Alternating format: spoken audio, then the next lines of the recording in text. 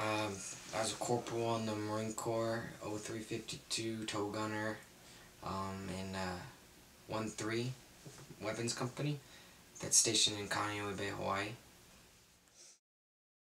Day one, we landed in Leatherneck, Camp Leatherneck, one of the main bases out there for all the branches of service. And we spent a week there. When we get there, we spend a week there going over our stuff that we were training on, fine-tuning some things, getting mentally prepared, and just getting ready to go out. We had to take helicopters to our other destination in Helmand Province, because we couldn't drive there. It was unsafe. So we went at nighttime, about the 7th day in, and we flew in at the cover of darkness. And the second we hit the air and going out of the base, we were already getting shot at, and it was everything I was hoping for. So that when something goes wrong, you know what to do instantly. When the 50 cal jams up, I was the first vehicle 50 cal gunner, and when the gun would jam up, I instantly knew what to do every time because I had so much practice that it didn't faze me. So when we were getting shot at, I just knew what to do because I was mentally prepared, physically prepared, and I just knew what to do instantly. So we would do a lot of repetition. We would do a lot of simulations. I just felt very confident when I was there. I had no doubts, and I was pretty excited. Their whole theme was trying to win the hearts and minds of the locals in our area.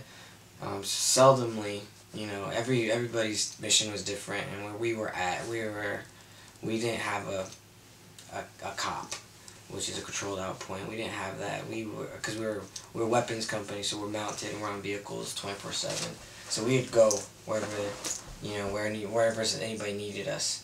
So if it was a down day, we'd probably go to the local community. Maybe we probably did that twice or 3 times, and took a look at it. If they needed to build a bridge, we instructed them how to build a bridge. But mostly for us, we responded to a lot of things, and wherever it was more heavy at, we'd be in that area.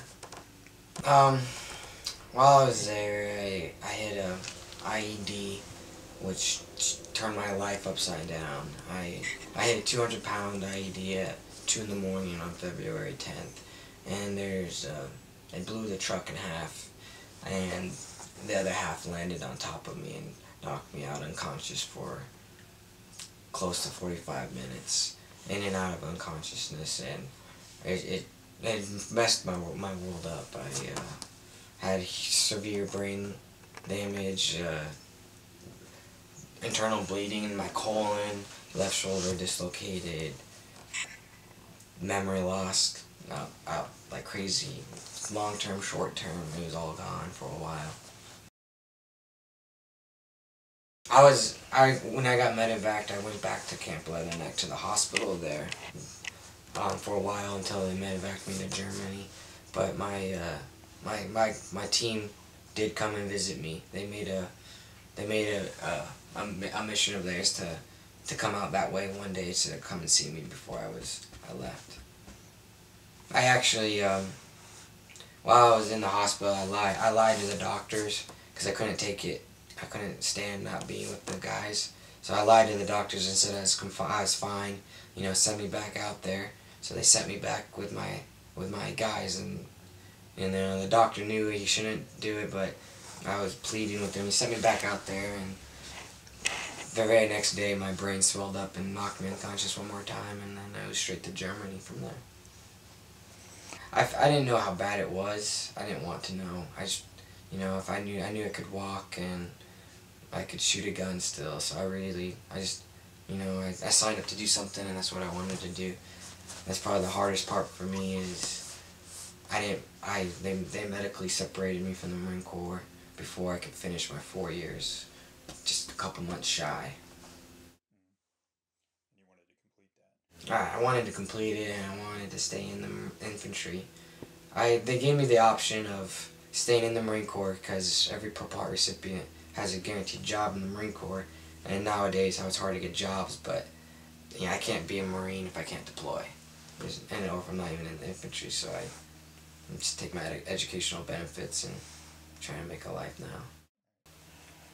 It was miserable. I see. When I came home, I went straight to hospital to hospital, hospital, and I didn't get that welcome home that everyone gets. You see on TV when people, get home from Afghanistan, they get the huge welcome homes, the banners and the parades. I didn't get any of that. I was just straight in the hospitals, and then, next thing you know, they stick me in the Wounded Warriors in Hawaii, and that was hard for me to take in. And my unit got back a month after I got back, and I went. I got out of the hospital in time to go see them, and that was super hard for me to be able to see them coming off the plane, and their loved ones greeting them, and I was all alone.